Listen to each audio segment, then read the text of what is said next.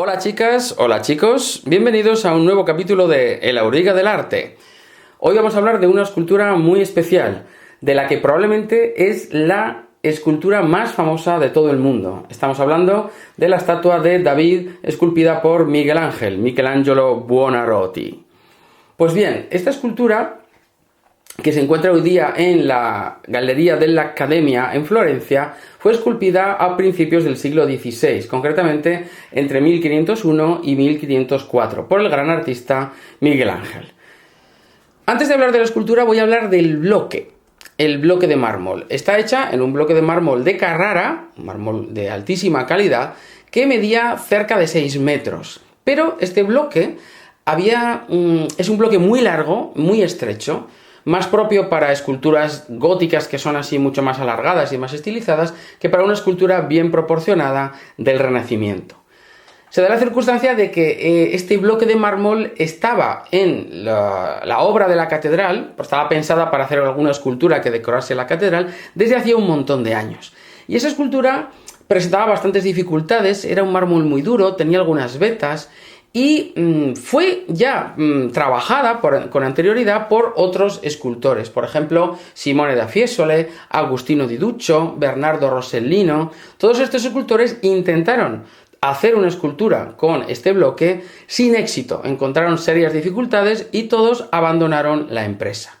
Así que este bloque permaneció durante años tirado allí en las canteras donde había otros bloques para la obra de la Catedral de Florencia, hasta que, según dice la leyenda, el propio Miguel Ángel, siendo pequeño, siendo un aprendiz, vio ese bloque y dijo: cuando yo sea mayor quiero hacer una escultura con este bloque, o algo así. Y, claro, los años pasaron, Miguel Ángel se fue de Florencia porque los Medici eran los principales mecenas de la ciudad de Florencia y fueron grandísimos, una familia de banqueros muy importante, mecenas de artistas y protectores de muchos artistas como Botticelli o como el propio Miguel Ángel. Cuando salieron de la ciudad, porque fueron expulsados, Miguel Ángel también se fue y estuvo trabajando en Roma. En Roma hizo una escultura también famosísima que es la Pietà, la Piedad del Vaticano, también en mármol de Carrara, y esto fue una escultura tan impresionante que le dio gran fama y notoriedad. Llega el año 1500-1501 y Miguel Ángel dice: ahora ya ha llegado el momento de esculpir una auténtica escultura para mi ciudad. Quiero hacer una escultura con ese bloque que sé que está ahí en la obra de la catedral. Todo el mundo decía: pero no puedes elegir otro bloque porque ese está ya estropeado. No, quiero ese. Digamos que lo considero como un reto personal. Como el gobernador de la ahora República Florentina, Pier Soderini, era amigo personal de Miguel Ángel, consiguió, bajo su presión, que se le concediera ese bloque con un tema bíblico importante para la catedral. El tema no es otro que la lucha o la victoria de David contra Goliat. David era un pastor hebreo que se atrevió a luchar contra un gigante filisteo llamado Goliat, al cual venció con su astucia, porque primero le lanzó una piedra con su honda, lo aturdió y una vez derribado, pues David le cortó la cabeza a Goliat con la propia espada del gigante. Es como un ejemplo de vencer mediante la inteligencia a la fuerza bruta. Y este tema se había representado en muchas ocasiones antes. En escultura se conservan otras anteriores a la de Miguel Ángel, pero ya del Renacimiento, sobre todo del primer Renacimiento, del llamado Quattrocento. Por ejemplo, esta que podéis ver en esta imagen, que es de Andrea del Verrocchio, que representa a un joven adolescente con los típicos pelos así del Quattrocento, rizaditos, melena y tal, pero es un joven bastante débil, podemos decir. Hay otra, más famosa todavía, como esta que estáis viendo, que es de Donatello, es un bronce, y se trata del primer desnudo del Renacimiento. Pero una vez más representa a un joven que todavía no es muy fuerte, y en ambas ocasiones, como habréis visto, se representa a David a posteriori, es decir, después de haber cumplido la acción de derrotar y matar a Goliat, porque en ambas ocasiones, en ambas esculturas, aparece la cabeza de Goliat ya cortada a los pies de David. Aquí lo tenemos otra vez. Como veis, lo que hizo fue un auténtico prodigio. Este bloque, que como he dicho era muy difícil de trabajar, se convirtió en un héroe, en un gigante. Mucho más de lo que se pretendía. No he dicho que esta escultura tendría que estar colocada en un contrafuerte de la catedral, del ábside de la catedral. Pero naturalmente cuando vieron lo que Miguel Ángel había realizado, todo el mundo estuvo de acuerdo que eso no iba a estar en un contrafuerte porque era una escultura realmente soberbia. Escultura que, por cierto, mide 5 metros 17 centímetros y pesa más de 5.000 kilos. Le llamaron el gigante desde el principio. Tenemos ese cuerpo perfectamente modelado, un cuerpo con una musculatura perfecta. Un cuerpo que se encuentra en una posición denominada contrapposto, es decir, con una pierna que sostiene casi todo el peso del cuerpo y la otra pierna relajada.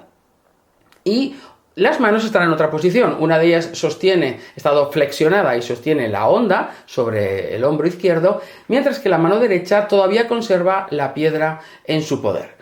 ¿Qué nos dice esto? Pues que Miguel Ángel representó la obra no después de la acción, sino antes, es decir, cuando David todavía está calculando sus posibilidades y está mirando a su oponente Goliat. Además, hay alguna curiosidad, como por ejemplo que ante esa aparente relajación de la figura, digo que es aparente porque en realidad la figura muestra cómo está en plena tensión y concentrando todas sus energías físicas y mentales en la empresa que está a punto de acometer. Si vemos, por ejemplo, ese brazo que sostiene la piedra, la mano, podemos ver todos los tendones, todos los músculos, una tensión concentrada realmente impresionante. Todos los músculos en realidad se están preparando para la acción.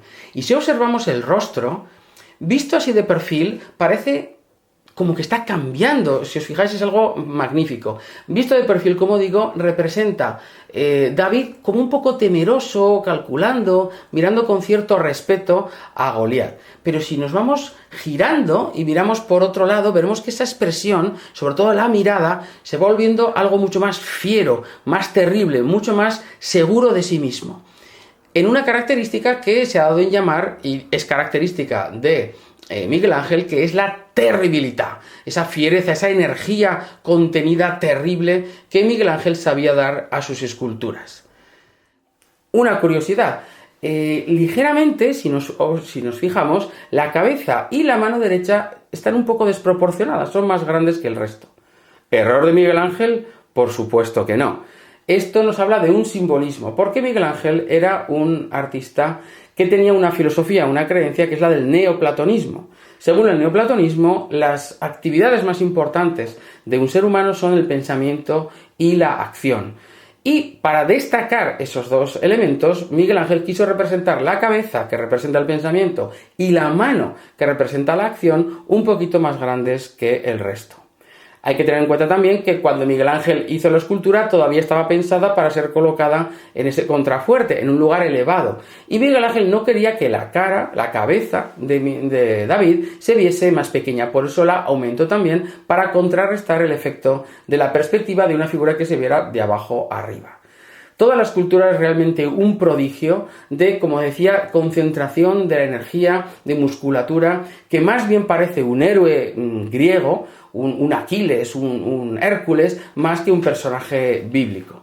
Es realmente probablemente la mejor escultura que se haya esculpido nunca y por eso jamás se colocó en un contrafuerte, sino que al final hubo un debate bastante encendido sobre dónde debería colocarse.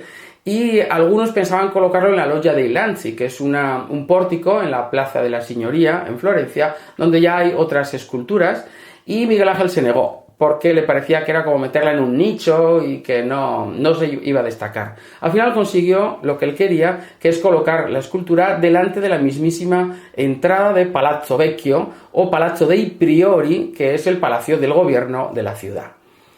Esta escultura ya no representa solamente a un héroe de la Biblia, del Antiguo Testamento, sino que desde el principio se le vio como un símbolo de la libertad de Florencia. Recordemos que en ese momento Florencia había recuperado esa libertad y ya no estaba bajo el poder de los Médici, sino que era una república y se sentía orgullosa de ser libres del yugo de cualquier otro gobernante. Quien encargó la obra, eso sí, fue un gobernador, un gonfaloniere que se llama, de nombre Pier Soderini, que era amigo de Miguel Ángel y gracias a eso consiguió el encargo. Hoy día esta escultura, la auténtica, la original, puede observarse, como decíamos, en la Galería de la Accademia, y delante de Piazza Signoria pues hay una copia del siglo XIX en ese lugar donde estuvo en origen. Y bueno, otra curiosidad un poco anecdótica es que algunos dijeron, el propio Gonfaloniere, el gobernador de Florencia que le había encargado la obra, cuando la vio, le pareció que la nariz era demasiado grande. Miguel Ángel había querido realizar un rostro típico griego, es decir, el rostro que tiene una nariz ligeramente grande, ¿no? Pero Miguel Ángel, que por supuesto no estaba de acuerdo con la opinión de este gobernador, dijo, ¿entonces qué? ¿Tengo que rebajarlo un poco? Sí, sí, sí. Miguel Ángel subió al andamio donde todavía estaba trabajando, dio con el cincel ahí un poquito unos golpecitos, pero al aire, y dejó caer un poco de polvo de mármol que tenía en el bolsillo. El gobernador, que desde abajo no podía ver lo que estaba haciendo Miguel Ángel, solamente escuchar, y vio caer ese polvo de mármol, pensó que realmente lo había retocado. Y cuando lo volvió a mirar, dijo, ¿qué tal ahora? Y entonces este Pier Soderini dijo, sí, sí, ahora está mucho mejor, gracias. Lo que hace la sugestión, y nos habla también del carácter indómito de Miguel Ángel, que desde luego no aceptaba las críticas y estaba muy seguro de sí mismo. En definitiva, lo que estamos viendo es una de las mejores esculturas de toda la historia del arte, un verdadero héroe mitológico y algo realmente prodigioso que podemos ver desde cualquier ángulo y de todos ellos nos impresiona. Espero que os haya gustado y que algún día vayáis a la Galería de la Accademia en Florencia, donde hoy día se conserva esta maravillosa escultura.